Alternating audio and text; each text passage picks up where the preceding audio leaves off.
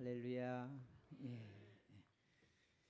주님의 평강과 주님의 평화가 여러분과 늘 함께하기를 원합니다. 한 주간에 세상을 열심히 사시고 오늘 이 자리에 오신 여러분 한 분 한 분들에게 하나님의 위로하심과 하나님의 사랑이 충만하기를 원합니다. 이 부족한 정을 이 강단에 세워주신 이 하나님과 우리 제일명성교회 담임 목사와 모든 성도님께 감사를 드립니다.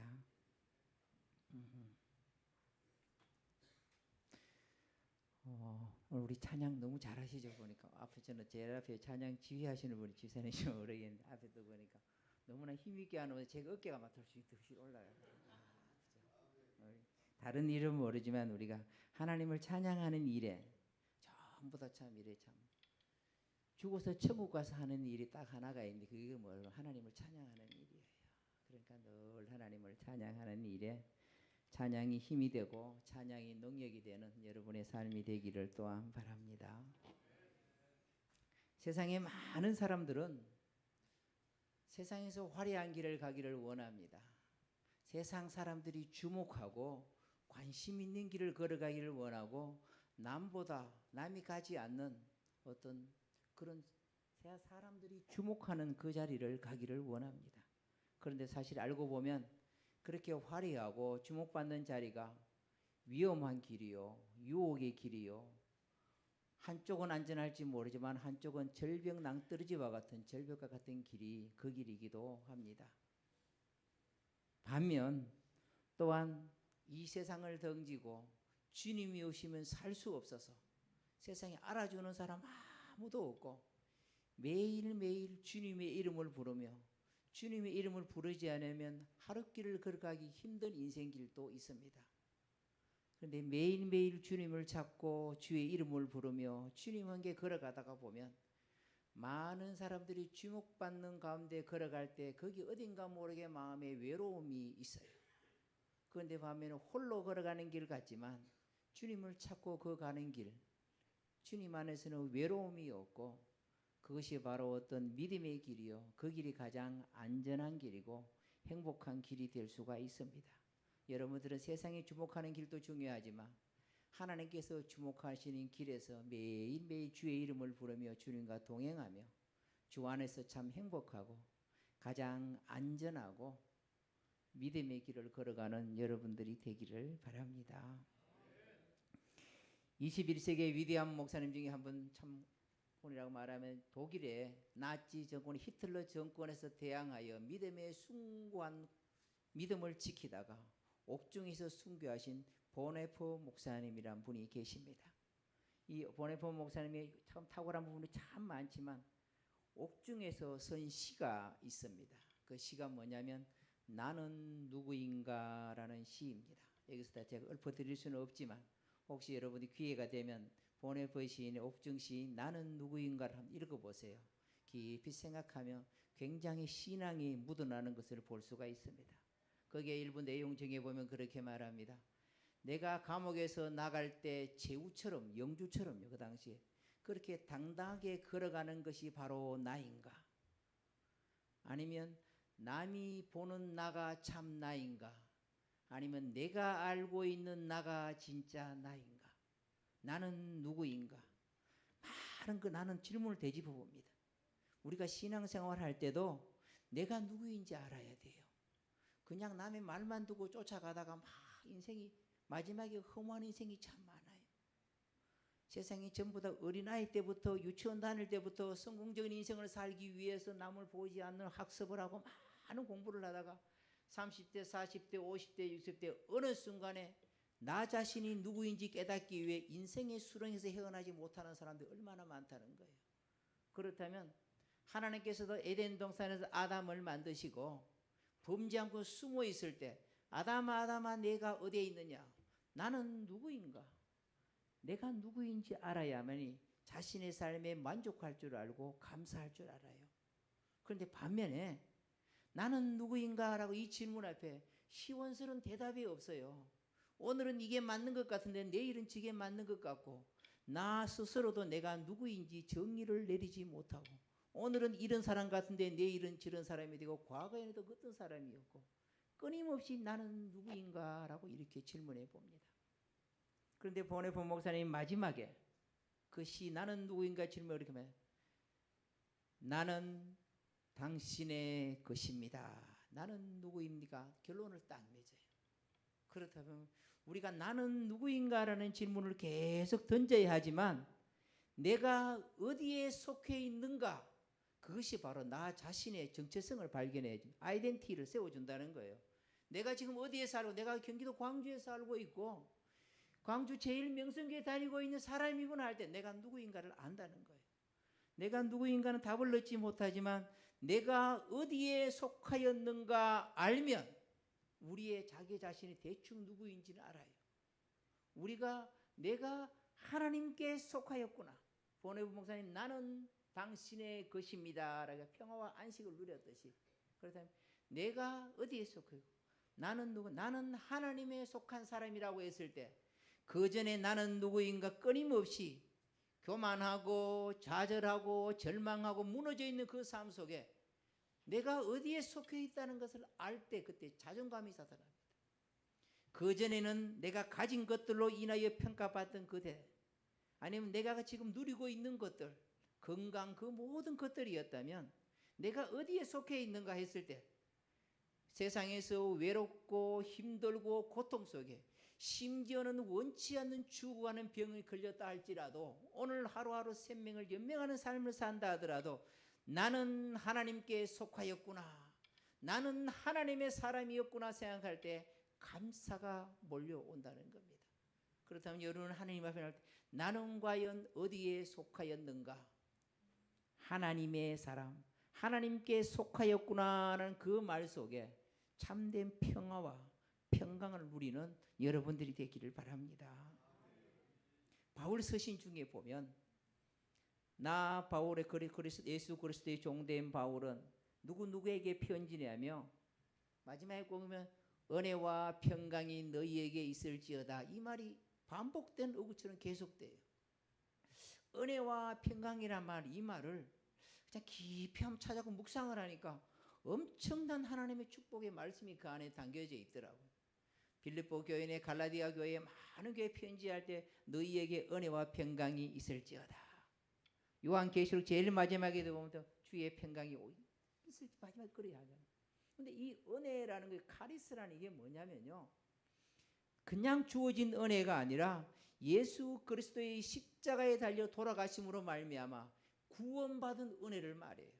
그냥 일반적인 은혜가, 그러니까 바울이 말한 이 은혜라는 것은 너희가 어떤 상황과 형편에 처해 있는 것이 중요한 것이 아니라 예수님으로 말미암아 구원받았다는 살, 이 은혜와 평강이라는 것은 하나님께서 주신 절대적인 평화를 말합니다. 늘 불안해하고 염려하고 근심하고 살아가는 이 세상입니다. 내일이 어떻게 될지 모르는 불투명한 삶 속에 있는 우리들이지만 그런 가운데 하나님께서 주신 절대적인 평화, 이 샬롬의 평화가 임하게 되면 하나님의 임재 속에 두려움에서 벗어나게 되고 근심과 걱정에서 벗어나게 되고 귀신의 영은 떠나가며 하나님의 평화가 임하는, 그러니까 하나님의 은혜와 평강, 이 놀라운 축복이 오늘 여러분들에게도 여러분의 가정과 삶의 터전에도 하나님의 은혜와 평강이 넘쳐나기를 바랍니다. 전 사실은 보면 우리 윤호식 목사님과 우리 신대원을 이렇게 같이 다니면서 같은 또래였거든요. 근데 나이가 똑같은 애 같은 또래 7명이 있는데 한 친구는 시리아 선교사로 가 있고 한 친구는 미국에 가 있고 한 친구는 또 인도 가고 몇 명 남지가 않았어요. 보면. 근데 그 목사님 늘 보면 느꼈던 것이 아버님이 목사님이시고 이러다 보니까 늘 평소에 보면 치우침이 없었어요. 늘 건강한 신앙과 건강한 신앙을 물려받은 어떤 목회자로서 보면 아마 처음과 중간과 끝이 변하지 않는 신실함 속에 아버님도 훌륭한 목회 인생을 마무리했던 것처럼 아마 우리 저 친구이지만 우리 저 윤호식 목사님 개인적으로 참 존경합니다. 늘 신실하고 흔들리지 않고 인기 영합주의로 가지도 않고 하나님을 바라보고 이래 변함없는 삶을 살 때 아마 훗날 이 지역에서 가장 소문난 교회로 하나님의 영광이 가득한 교회로 목회하고 여러분들이 함께 기쁨을 누리는 성도님이 되리라 또한 믿습니다.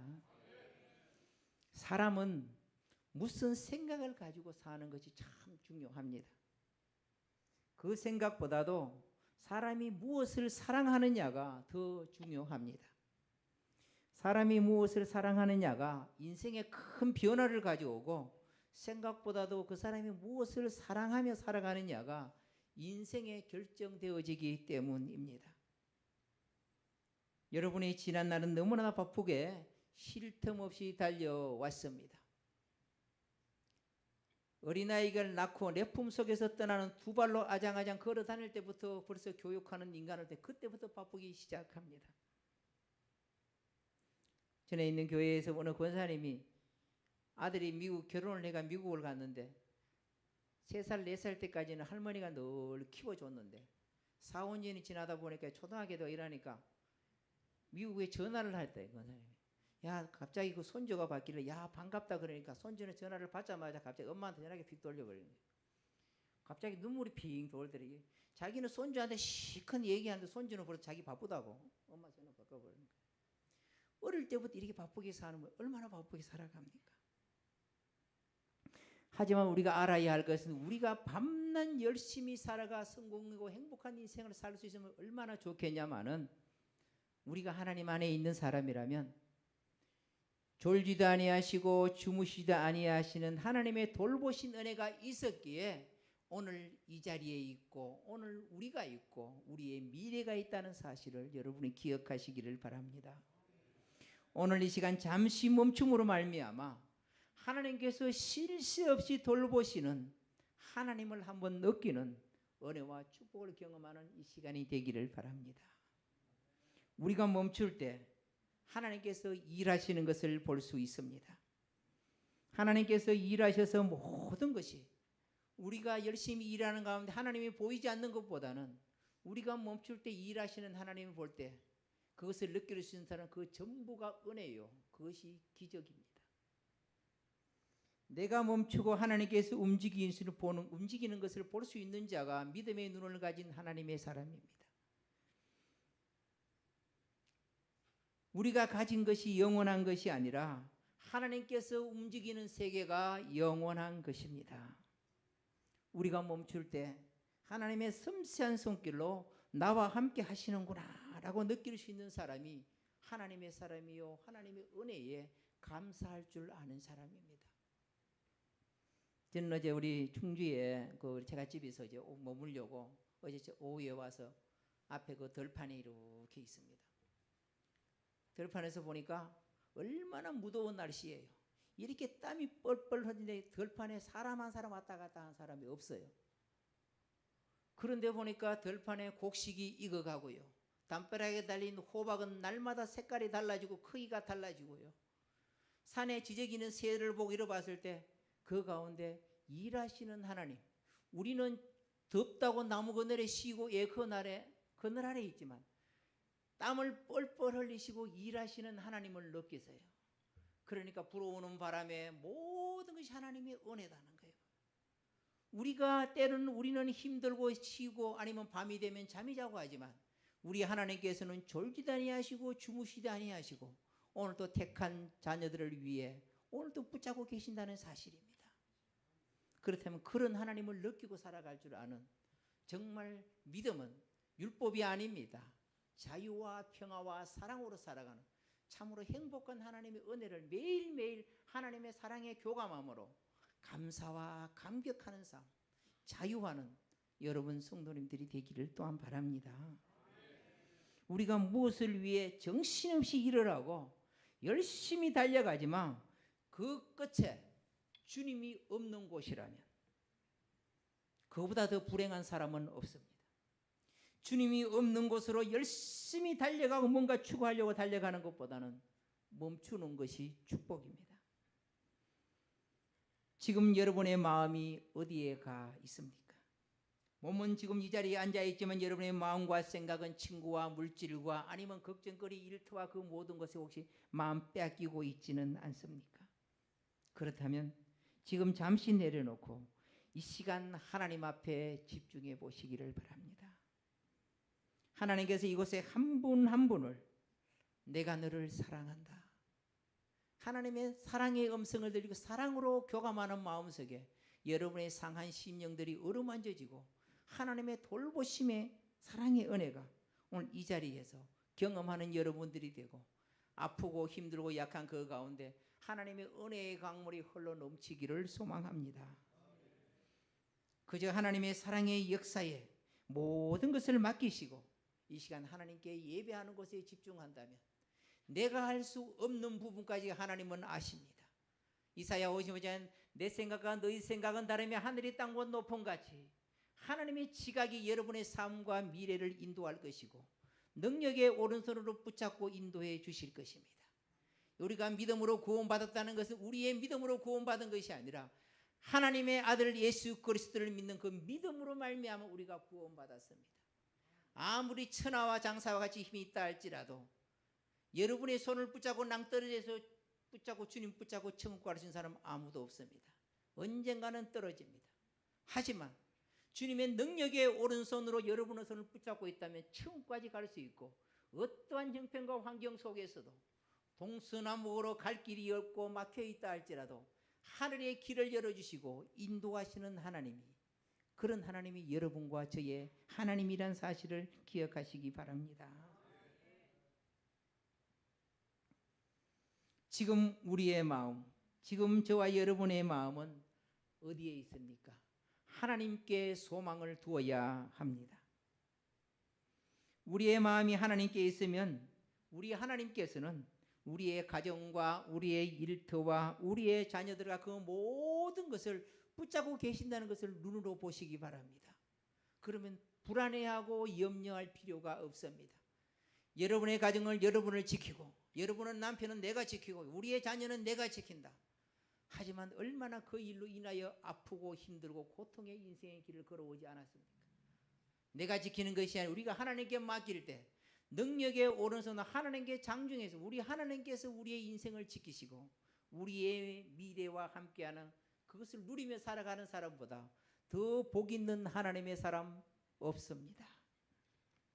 그렇다면 오늘 이 시간 여러분의 모든 것을 하나님께 맡기시고 하늘 소망으로 여러분의 아프고 상한 마음, 빈 마음에 가득 채우는 이 시간이 되기를 바랍니다. 작은 바람에도 흔들리고 약하고 약한 덜풀도 죽이지 아니하시고 살리시는 하나님이십니다.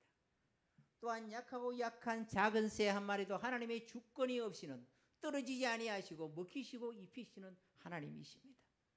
그래서 마태복음 6장 30절에 34절 말씀에 보면 오늘 있다가 내일 아궁이에 던져지는 덜풀도 하나님이 이렇게 입히시거든 하물며 너희일까 보냐. 믿음이 작은 자들아 그러므로 염려하여 이르기를 무엇을 먹을까 무엇을 마실까 무엇을 입을까 염려하지 말라. 이는 다 이방인들이 구하는 것이니라. 너희 하늘 아버지께서 이 모든 것을 너희에게 있어야 할 줄을 아시느니라. 할렐루야. 우리가 구하는 것이 이방인처럼 목숨 걸고 구하는 것이 아니라 하나님께서 우리에게 있어야 할 것을 다 알고 계신 하나님께 감사의 기도를 드리는 여러분들이 되기를 바랍니다. 혹시 여러분 중에 지금 주님이 없는 것으로 숨가쁘게 달리면서 왜 가야 하는지 모른다면 죄송하지만 멈추는 것이 축복입니다. 우리 마음에 주님이 계시고 함께함을 느낀다면 우리가 가는 곳마다 우리가 가야 할 곳에 먼저 주님이 가 계시고 우리가 있어야 할 자리에 주님이 먼저 서 계시기에 우리는 염려하지 않고 두려워하지 않고 그 길을 갈 수 있는 하나님의 사람이 바로 여러분들이 되기를 바랍니다. 지금 이 시간에 주님 앞에 조용히 두 손을 앞에 모으고 정말 고요함 속에 오늘 또 여러분이 택하신 곳에서 예배하는 여러분들에게 하나님의 임재를 느끼며 여러분의 상한 마음과 갈라진 마음에 하나님의 사랑으로 뭉클뭉클 어우러지고 회복되는 하나님의 형상이 회복되어지는 이 거룩한 예배 시간이 되기를 소망합니다. 하나님께 소망을 둔다면 우리 하나님과 함께하면 그 놀라운 경험이 축복의 삶이 앞으로의 삶이라면 우리가 예배를 마치고 나가는 거기는 그 누구보다도 그 발걸음이 가벼울 것입니다. 이곳에서 하나님을 깊이 만나지 못하면 무더운 날씨처럼 우리는 삶에서 지치고 무더운 인생, 힘겨운 인생을 걸어가는 것이 인생일 수밖에 없습니다. 여러분들이 자녀를 많이 키워봤지 않습니까? 차라리 내가 안고 다니고 젖을 먹일 때는 내 마음대로 할 수가 있지만 3살, 4살, 5살 넘어가며 청소년 시기만 돼도, 중고등학교 시기만 돼도 엄마 아빠의 마음을 알아듣지를 못합니다. 아니, 부모가 그 아이의 마음을 모릅니다.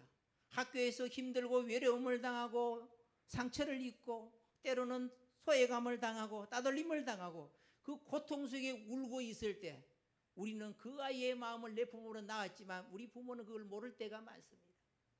그리고 점점 어른이 되고 자녀들이 결혼을 하고서 이제 그때는 어떻게 합니까? 내 마음대로 할 수 있을 것만 같은 아이지만 내 마음대로 하기보다는 자식들의 말을 들어야 하고 하나님께 기도하는 시간이 점점 더 많아져야 함을 우리는 느낍니다. 육신의 부모지만 그들에게 할 수 있는 일이 별로 없습니다. 하지만 우리가 기도할 때 내가 하지 못하는 것은 우리 하나님은 할 수 있고 내가 위로할 수 없는 곳에 우리 하나님이 위로할 수 있는 그 하나님을 의지하시고 여러분의 가정과 여러분의 자녀의 모든 미래를 하나님께 맡기시기를 바랍니다. 우리가 피곤하여 삶에 지친 현장에서 주님의 서 계시는 것을 본다면 우리는 어떠한 곳에서도 일어날 수가 있습니다. 우리가 열심히 땀 흘리고 수고하며 사람들에게 비웃음과 조롱에 대해서 내가 일하는 것이 옳은 것인가 내려놓고 싶고 주저앉고 싶을 때 많을 때 그때 세상 사람 다 외면해도 우리 주님이 옆에 떡 계신다면 우리는 일어날 수가 있습니다. 의인은 수십 번 넘어져도 일어날 수가 있지만 악인은 한두 번만 넘어져도 일어나지 못합니다. 지금 이곳에 한 분이라도 삶에 지쳐 힘겨워하는 성도님이 있는 줄 압니다. 세상 사람들이 무서워 주저앉아 있는 분도 있을 것입니다. 미래가 불안하여 내일을 어떻게 할까? 단잠에서 잠에 차라리 아침에 눈을 뜨지 않았으면 좋겠다고 내일을 기억하지 않는 사람들도 있는 줄 압니다. 사람 때문에 물질 때문에 건강이 좋지 않아 좌절하고 있지는 않습니까? 상한 마음에 주저앉아 있을 때 섬세한 하나님의 사랑의 손길로 오늘도 어루만지는 이 시간에 주님을 느끼며 하나님의 사랑으로 여러분의 덧입혀지는 여러분의 영혼과 귀한 여러분의 삶이 되기를 바랍니다. 우리가 멈출 때 항상 돌보시고 일하시는 하나님이십니다. 그 은혜를 날마다 경험하는 또한 여러분들이 되기를 바랍니다.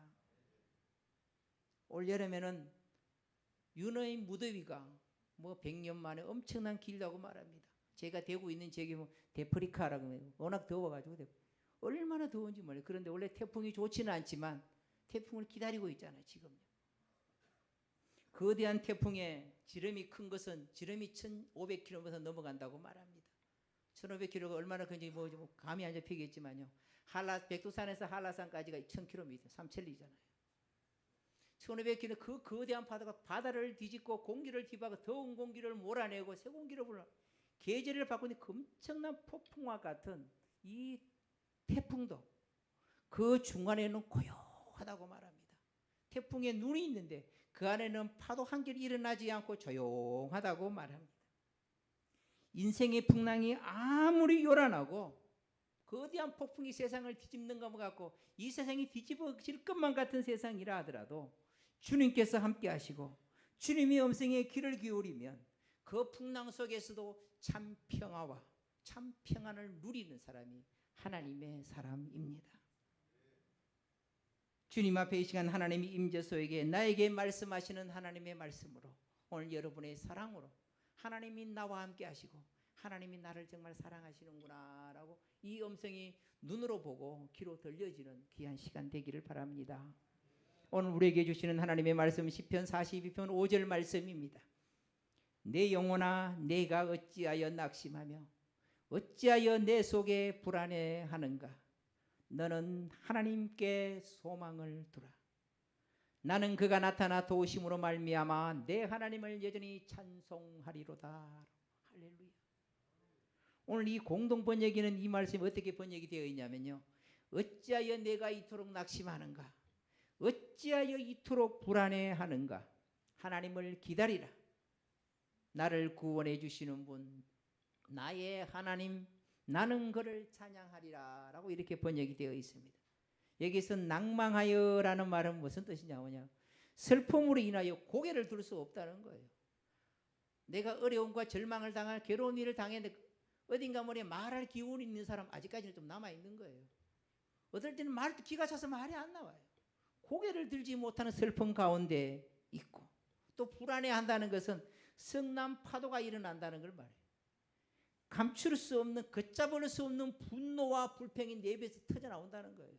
내 이성을 뒤집어버릴 정도로 말 그대로 완전 주체할 수 없는 그런 분노가 폭발하는 것을 파도라 그렇게 불안해한다는 거예요. 인생이 너무나 큰 슬픔에 잠겨 고개를 들 수 없고 고요한 마음에 성난 파도와 같이 요동치는 마음을 주체할 수 없는 그런 상황에서 오늘 말씀이 뭐라고 말합니까? 11절에 보면 나를 구해 주시는 분 나의 하나님이라고 표현합니다. 인생은 아무것도 기대할 수 없는 상황 속에서 하나님께 소망을 두면, 오늘 공동번역에는 이 말씀을 너는 하나님께 소망을 두라, 이 말씀을 하나님을 기다리라는 거예요. 기다리라는 건 확신이 없으면 못 기다립니다. 나를 구해준 나의 하나님을 찬양한다라고 이렇게 말합니다. 세상에서 가장 안타까운 사람은 물질이 없는 사람도 아니요, 힘없는 사람도 아니요, 인물이 없거나 지식이 없거나 그런 것도 아닙니다. 진짜 불쌍한 사람은 하나님을 모르고 소망이 없는 자가 진짜 불행한 사람입니다. 주님께 소망이 있는 사람은 늘 새로운 삶을 꿈을 꾸며 삶의 기쁨을 가지고 살아갑니다. 그렇다면 오늘 이 말씀 속에 주님의 위로하심과 어루만짐을 통해 오늘도 나는 하나님께 속하였구나, 하나님의 사랑을 받는 사람이구나 라고 확신하고 여러분을 은혜로 사는 가운데 나가기를 바랍니다.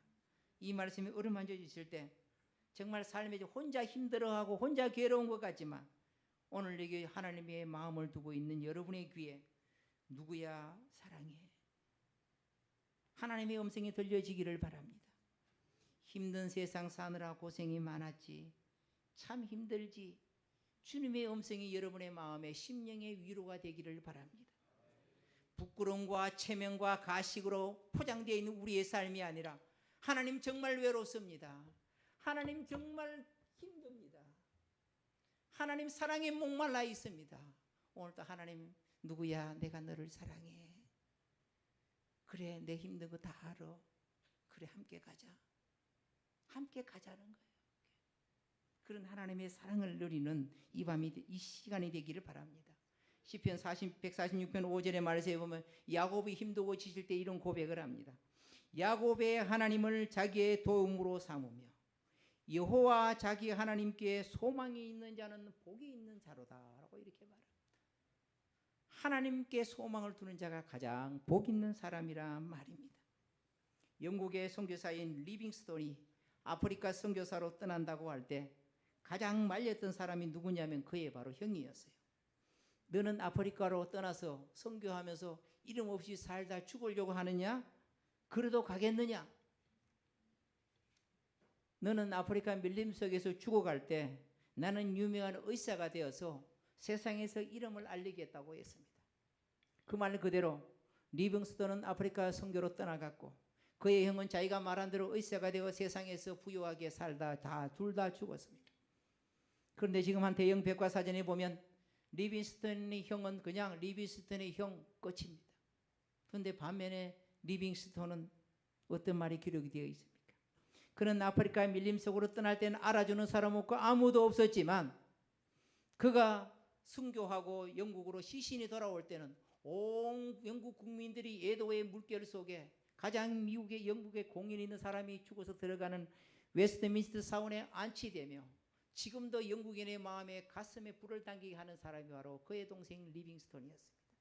그렇다면 어떤 마음을 가지고 어떻게 살아가고 우리가 누가 더 아름다운 인생을 살았는지 오늘 리빙스턴의 두 형제를 통해서 우리가 앞으로 가야 할 인생을 한번 생각해 보지는 않겠습니까? 세상에 소망을 두고 사는 사람은 아무리 화려한 삶을 산다 하더라도 그 결과는 허무하고 헛되고 허영일 뿐입니다. 전도서의 말처럼 헛된 것이 우리의 인생입니다. 하지만 하나님께 소망을 두는 자들은 하늘의 역사를 써내려가는 하나님의 사람이요 하나님의 가문들이 될 수가 있습니다. 그럼 오늘 주신 말씀 몇 가지 잠깐 얘기를 나누고자 하는 것은요, 주는 나의 힘이기에 우리는 소망을 가져야 합니다. 다윗은 하나님을 나의 힘이라 이렇게 간단하게 고백합니다. 사람들의 권력과 사랑과 돈과 많은 것을 힘이라고, 그 사람의 능력은 뭐냐 그러면 그 사람의 세상에서 펼칠 수 있는 힘과 능력 보여지는 것들입니다. 하지만 다윗은 사울의 핍박과 원수의 대적과 격지에서 초조하며 불안해하는 피난 생활 가운데서도 다윗에게 힘과 용기를 주었던 것은 그의 부하도 아니요 그의 군대도 아니요 아무것도 아니었습니다. 그래서 시편 18편 1절에 보면 나의 힘이 되신 여호와여 내가 주를 사랑하나이다 라고 이렇게. 그렇다면 주님이 여러분의 힘이 되고 능력이 되기를 바랍니다. 또한 오늘 말씀 후반부에 보면 그가 나타나 도우기 때문에 소망을 가져야 합니다. 하나님이 우리를 돕는 것은 멀리 추상적인 것이 아닙니다. 오늘 여기 말씀해 보면 어떻게 말합니까? 앞에는 이렇게 비관적인 말, 내 영혼아 내가 어찌하여 낭망하며 어찌하여 내 속에 불안해하는가? 너는 하나님께 소망을 두라. 그 다음 말씀에 뭐라고 해요? 그가 나타나. 우리가 믿는 하나님이 막연의 생각 속에 있는 하나님이 아니시라는 거예요. 내가 불안에 견딜 수 없고 고통과 힘들과 자정의 죽음에 늪에 있을 그때 하나님께 그가 나타나 도우심으로 말미암아 내 하나님을 찬양한다라고 해요. 우리가 믿는 하나님이 이렇게 체험되어지고 경험되어지는 하나님이 여러분의 돌아가는 일터에서 가정에서 이 도우시는 하나님, 나타나 역사하시는 하나님을 만나는 여러분들이 되기를 바랍니다. 그렇기 때문에 우리를 필요로 하시는 하나님께서 늘 풍성하고 은혜를 채워주시기를 원합니다. 우리가 사방에 우겨삼을 당하고 사망의 음침한 골짜기를 다닐지라도 하나님이 우리를 건져주시고 도와주십니다. 그렇다면 오늘 또 여러분 가운데 그 누구에게 말 못하고 힘겨운 인생을 걸어가고 있는 진행 중이라면 이제 그분에게 맡기십시오. 그렇다면 그 안에서 능력의 하나님, 사랑의 하나님이 그에게 나타나 여러분에게 나타나서 이제 내가 너와 함께 가자, 함께 걸어가는 여러분들의 삶이 되기를 또한 바랍니다. 하나님께 소망을 두는 사람은 인내할 줄 압니다. 아까 이 공동번역에 너는 하나님께 소망을 두라라는 이 말이 너는 하나님을 기다리라라고 이렇게 번역이 되어 있습니다. 성도는 우리의 생각으로 사는 것이 아니라 하나님이 주시는 말씀으로 은혜로 말미암아 우리의 변화된 인생을 살아가는 삶입니다. 산 소망을 이루신 소망이 주님께 있기에 우리는 참고 기다릴 수 있는 이것이 뭡니까? 믿음입니다. 여러분 억울하여 견딜 수 없고 남을 알아주지 않고 괴로워서 못 견딜 수 있다 할지라도 뭐 죄송한 얘기지만 이 세상 가운데 어떻게 하면 그렇게 잘 나가던 어느 순간에 딱 무너지면 그 대그룹 총수가 강배 한강에서 뛰어내리고 옥상에서 뛰어내리고 아파트에서 뛰어내립니다. 왜? 그렇게 잘 나가는 것이 그것이 절망이기 때문입니다. 하지만 우리가 기다릴 수 있고 어떠한 역경과 어려움이 나고도 기다릴 수 있는 것은 어떻게? 우리 주님이 계시기에 믿음이 있기에 이것을 넘어갈 수가 있습니다. 뚫고 나갈 수가 있다는 사실입니다. 오늘 또 동서남북으로 좌절하며 세상 보기 싫고 힘들다 하더라도 골방 속에 울고 있는 여러분들에게 그곳에서 나타나 주님을 발견하시고 주님의 믿음으로 말미암아 희망을 노래하며 천국을 노래하는 여러분이 되기를 바랍니다. 또 마지막으로 하나님께 소망을 두는 자는 찬송이 흘러 넘칩니다. 하나님께 소망이 있다는 힘이 들어도 절망 가운데에서도 삶이 억울하여 분노가 일어나도 슬픔에 견딜 수 있는 고통 속에서도 하나님을 찬양할 수가 있습니다. 구약성경 하박국 3장 17, 18 우리가 다 아는 내용입니다. 내가 미리서 같이 읽어보면 제가 먼저 읽어드립니다. 하박국 선지자가 폐허가 된 이스라엘이 무너진 것을 한탄하며 이런 글을 썼습니다. 비록 무화과 나무가 무성치 못하며 포도나무에 열매가 없으며 감람나무에 소출이 없으며 밭에 먹을 것이 없으며 우리의 양이 없으며 외양간에 소가 없을지라도 나는 여호와로 말미암아 즐거워하며 나의 구원의 하나님을 말미암아 찬양하리로다 기뻐하리로다 라고 말합니다. 비록 눈에 보이는 건 아무것도 없다 할지라도 나를 구원하여 주신 하나님으로 인하여 찬양합니다. 아까 우리 찬양하지만 찬양은 주의 능력이 나타납니다. 다윗이 성령 충만하여 찬양할 때 사울의 악기가 떠나가는 것처럼 찬양 가운데 능력이 임하듯이 여러분 이 세상 한숨 쉬며 애통하며 걸어가는 것이 아니라 광야와 같은 세상 속에 하나님과 함께 천국을 노래하며 걸어가는 여러분들이 삶이 되기를 축복합니다. 마지막으로 한 얘기를 하고 마무리할까 합니다. 한 노르웨이의 한 노부부가 살았습니다. 노르웨이 수도인 오슬로의 한 노인 부부가 숱한 고생을 하며 금실 좋게 행복하게 아름답게 잘 살았습니다. 그런데 나이가 들고 모든 삶이 은퇴를 하고 이제 별로 바깥의 세상에 하는 일이 없기 때문에 그의 아내는 아침마다 하루 종일 하는 일이 하얀 천에다가 명주씨를 가지고 뭔가 술을 놓는 것이 그 일이 전부였습니다. 그래도 오손도손 할아버지하고 행복하게 잘 살다가 마지막으로 그 천에 무슨 석이다가 다 새기고 난 다음에 그 자리에서 살못이 할아버지 어깨에 기대며 죽음을 맞이합니다. 그러니까 겉은 역겨운 어려운 인생을 살고 삶에 낙이 없었어요. 이 할아버지가 계속 괴로워 힘다른 가운데 하루는 바깥에 있는 빨랫줄과 같은 긴 빨랫줄에 장대에다가 그 자기 할머니가 돌아가면서 마지막으로 쓴 손수건 같은데 글을 쓴 것을 깃발 위에 달아서 묶어놨습니다. 그런데 갑자기 이래 마루에서 깃발이 흔들리는 것을 보며 그 할아버지의 얼굴에 근심해서 미소가 확 바뀌어 올라옵니다. 다른 것이 아니라 하얀 천에 쓴 글씨가 눈에 보이기 시작합니다. 그 할머니가 죽으면서 마지막에 쓴 말씀이 뭐냐면 하나님은 사랑이시라. 그 마지막 할머니가 쓴 구절을 그 흔들리는 그 깃발을 보며 하나님은 사랑이시더라. 아파하고 힘들어하는 마음에 할아버지의 마음이 위로가 가득 채워지는 것을 볼 수가 있습니다. 그러듯이 보면 우리의 삶 가운데도 여러분도 하나님은 사랑이시라. 할아버지가 눈으로 보았던 것처럼 여러분도 이번 한 주간 하나님의 사랑이시라는 걸 눈으로 보고 하나님께서 당신을 사랑합니다라는 이 음성이 눈으로 보고 귀로 들려지는 여러분 매일매일의 삶 되기를 또한 축복합니다. 지금도 하나님은 반드시 살아 계십니다. 우리의 모든 것과 형편을 아시는 하나님을 이 시간 바라보십시오. 그 하나님께 소망을 두시고 하나님께서 주시는 위로와 평안이 오늘 저와 여러분의 마음에 바닷물결처럼 흘러넘치기를 소망합니다.